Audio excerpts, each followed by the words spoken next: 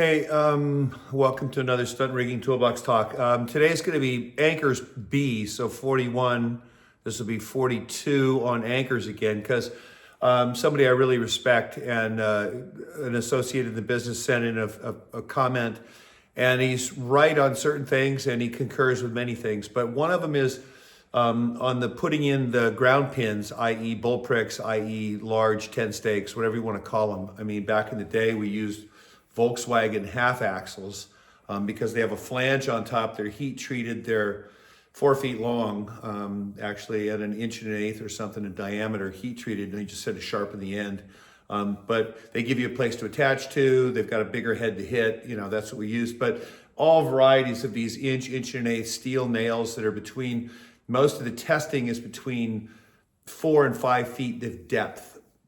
But I wanted to clarify a couple things because, as with rigging, as somebody I know always says, it depends. The shear versus the pull-out is always important. Couple of things with ground anchors. I mentioned yesterday a 45-degree angle, and I had to go back and I've spent hours down the rabbit hole since I got some of these comments.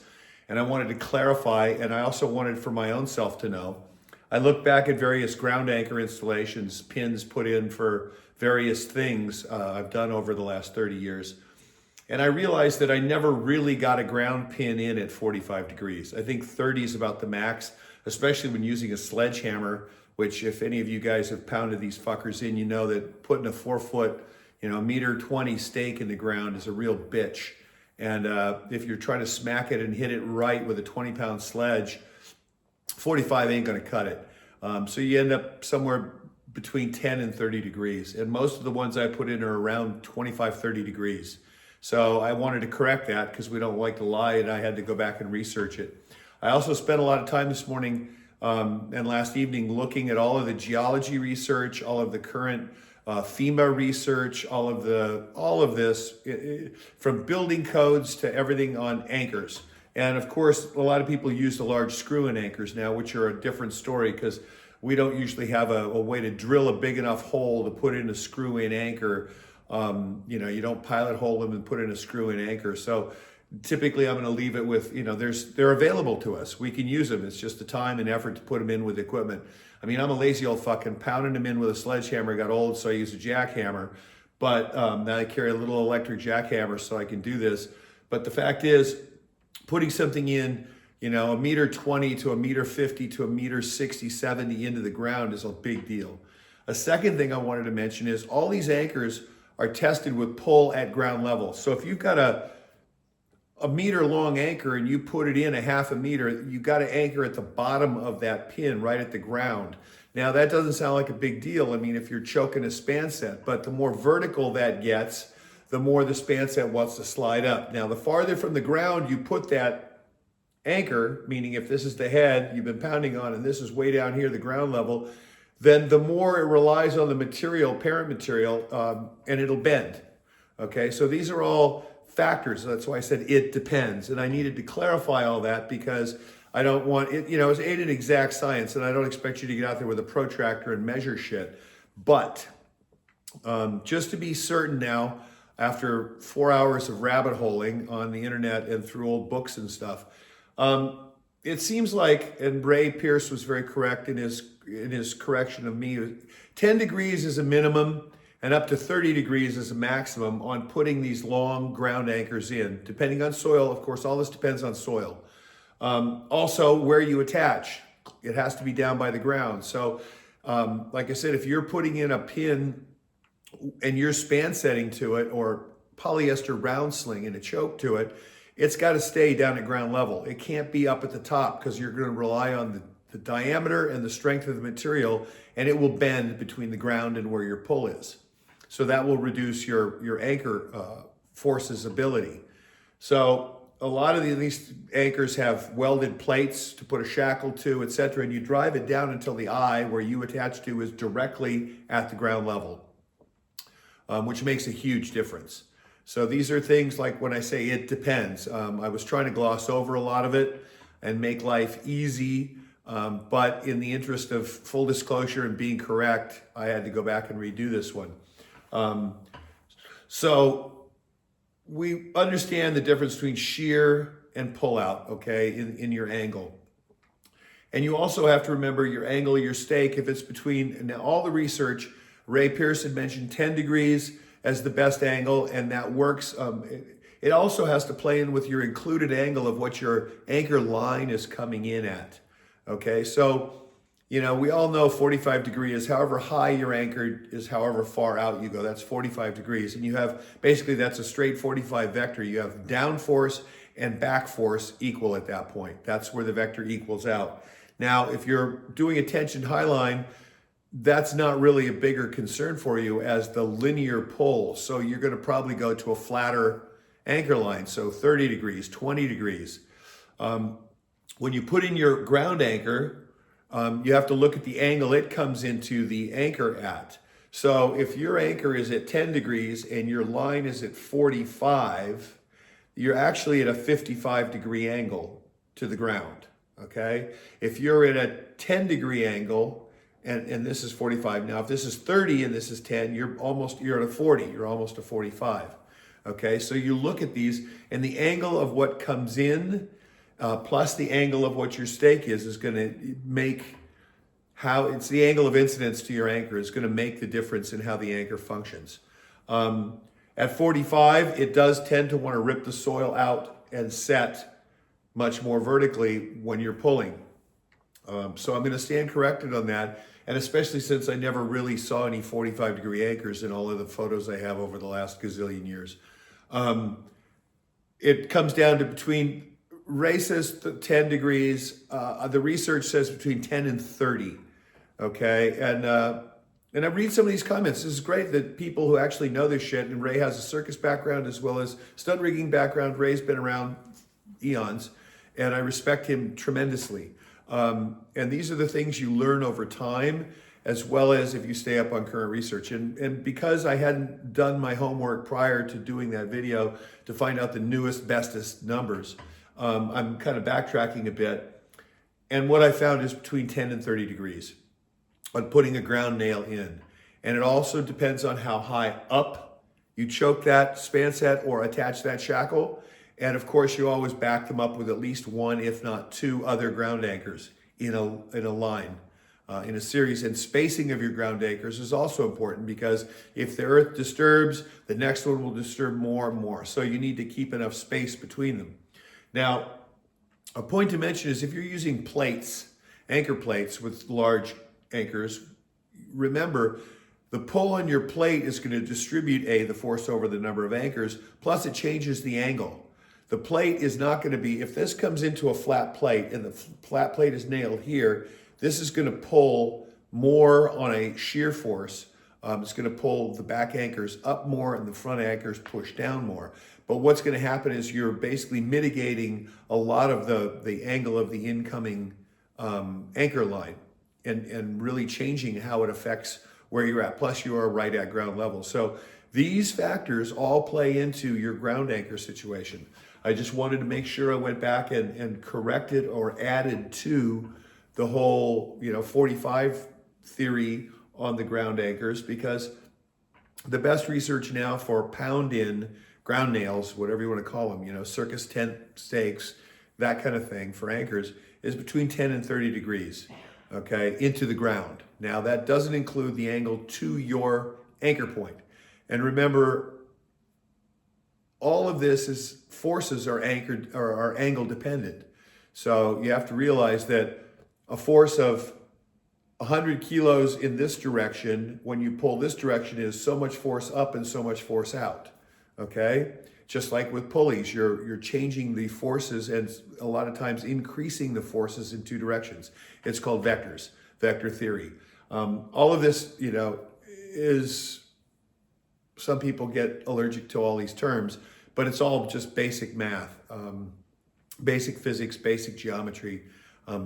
So, you have to look at these things on your forces. That's why highline guys pin things in a straight line, vertical stakes, because all of their load is directly opposed, okay? Whereas if you're anchoring something that's going to tip over, say it's a high goalpost rig, you're going to want to 45 it to hold it down and back, because unless you have heavy ballast on the goalpost, you need force down as well. Now, if you ballast the goalpost and it weighs several ton at the bottom, then you can go flatter, meaning less than 45 on your angles, because all you're holding is the force is this direction.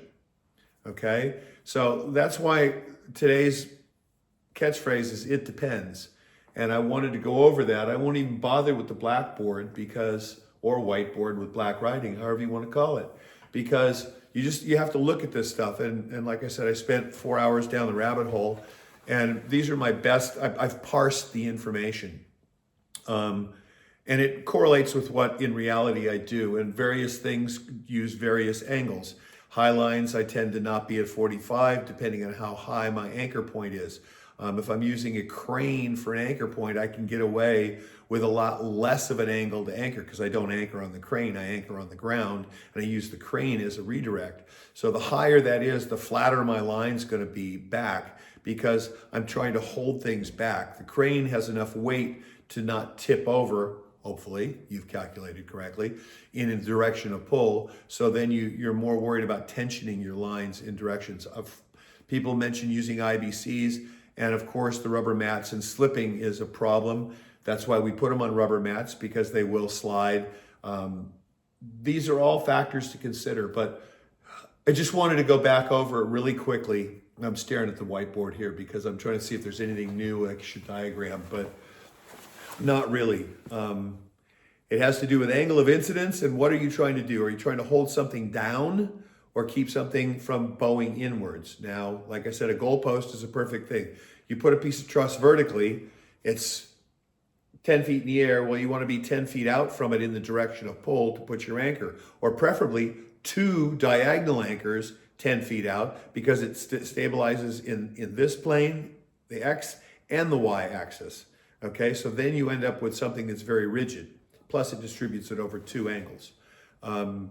You know, that because you're also holding it down. Now, if you take that same goalpost rig and you put a bottom set of legs on it and you put 2 one-ton IBCs on it and set them on top of that truss, all of a sudden now you have 2 tons of downward force. So you don't need to, you can sacrifice your downward force for however you want to tension these 2 for motion, which means you can go flatter, you can go 30 degrees, 20 degrees, which means you get farther away with a flatter pull to stabilize the length in between. And this really applies in high lines a lot. High line, slack line dudes get away with murder because they're usually over a chasm. So they have 2 edges of a canyon, which are higher than where they're at. So the catenary droop between the 2 when they tension them up is easy in terms of you're not having to pull down anything. All of the force is in shear. Okay, so they get away with different styles of anchors and different anchor angles than we would anchoring a truss rig or a lighting rig or a lighting truss rig, all of that kind of stuff. So these are all things to consider.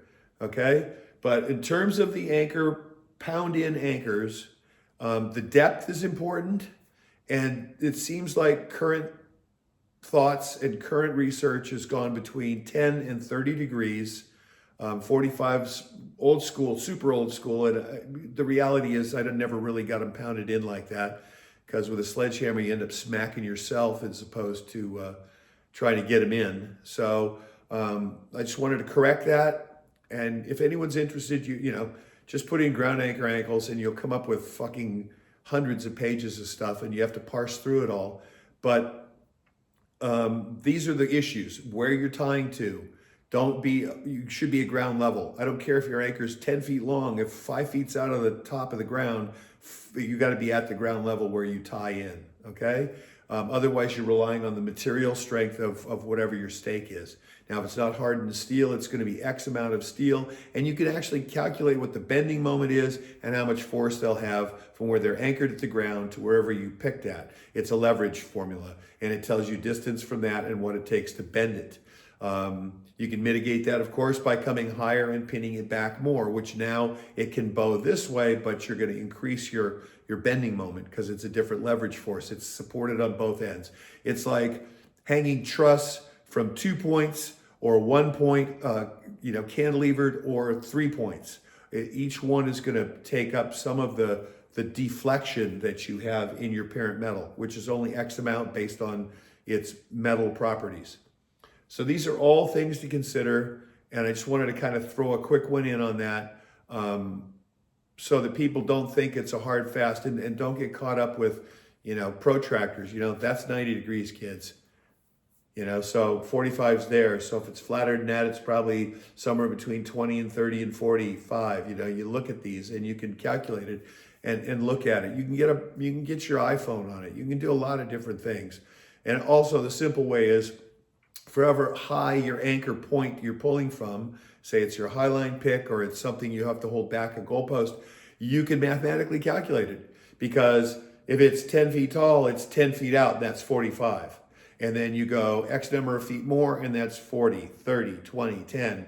And you go all the way out, and it just increases the distance until you can tell your angles. It's pretty much simple geometry. You just look up your tangent, cosine, and sine charts, and you can calculate all that. So know your application, know what you're using for your stakes, know the material. And for a lot of the newfangled things like ground screws, they have full charts on those.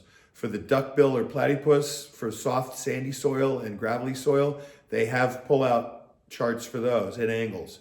So if you're going to use any of these field expedient anchors, as opposed to just straight concrete bolts on a set stage, and you're also using plates which distribute the load, you need to kind of get a ballpark handle on what you're doing.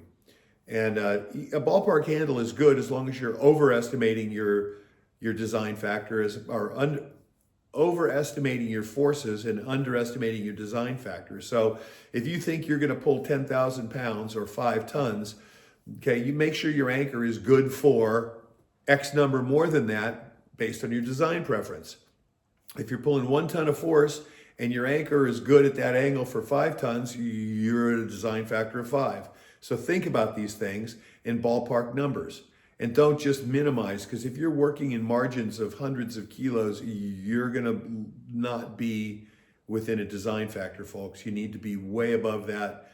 And so you need to calculate this stuff at a time, especially with tension high lines. They're your biggest offender, but also any oddball pulls or anchored lines or things off cranes, Manitous. Anytime you get up and away from the ground high, you need to look at how you're doing things. Or even, floating truss grids. I've watched people anchor them incorrectly and they move, and all of a sudden you have 5 or 6 ratchet pulls off of a truss grid that takes off in multiple directions because they didn't diagonal all 4 corners. They didn't have the right angle. It was too steep. They didn't come out far enough, and the thing just moved all over. So the pickup point for the guys when they hit the ram was here, but where they landed was completely off the mats in another place. And that's due to poor planning and the reactions on a truss grid, because it wasn't guy wired or anchored correctly. I mean, guy wiring is an art, and you just have to really look at it. So 45s with hard truss are always good. But with ground anchors, you come into different worlds, different soils. You need to look at what you're doing, which is why we mentioned the various dead man trench anchors. We mentioned IBCs. We mentioned all the plates. So that's just today. It's January 2nd. We're back in the shop, and we're working on our bungee ram thing again.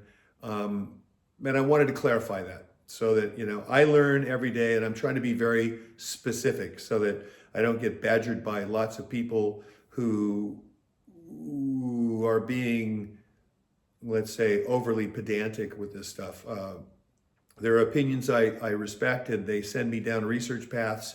And because of Ray's comment, I felt they needed to clarify this, and I'm glad I did, because I actually forced me to look at what in reality I had done previously. And yeah, 45 on a ground anchor is basically it rips the soil out prior to the anchor holding because of the angle. It just peels it up. Now remember, on all ground anchors, the first loading on them is going to set the anchor. So you will lose 10 degrees or so off the first anchor, which is why you back them up. It needs to set the soil in front of it and reach a static point. So you will always have to go back and retension your anchors, okay? Just a few thoughts. But that's it for today, just a quickie, and we'll get back to you on the next one. Bye.